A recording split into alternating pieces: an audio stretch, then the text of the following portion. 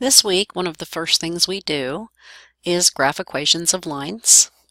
We're asked to determine the slope and y-intercept given this equation, and then to use the slope and y-intercept to graph the equation, and then use a graphing calculator to verify our work.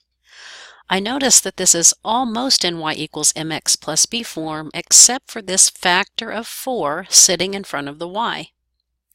Since that 4 is multiplied by the y, I can divide every term by 4, or both sides by 4, enabling me to have the line in slope-intercept form. When I do that, I get y equals 3/4 x minus, 20 divided by 4 will give me 5.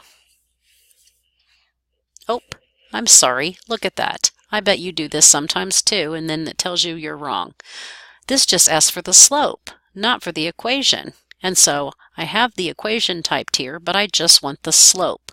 So all I need to type there is 3/4. I'm going to write y equals 3/4 x minus 5 on my paper so that I know the equation of the line I'm graphing.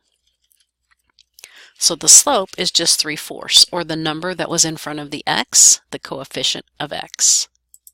Since it was y equals 3/4 x minus 5, the y-intercept is the point where x is 0 and y is -5.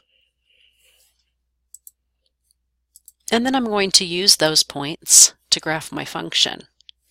I'm going to click the line tool. I'm going to come over and graph 0, -5. Notice up in that yellow bar it says 0, -5 when I do that.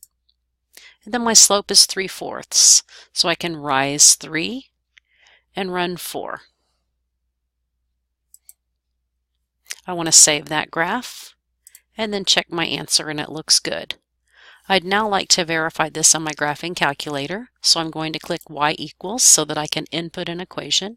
Notice it does need to be solved for y, so I go to that equation I solved for y, and I'm going to use parentheses for the 3/4, and then x, and then -5. And I'm going to graph that line. And I'm going to compare my line over here with this line on the calculator, and it looks the same.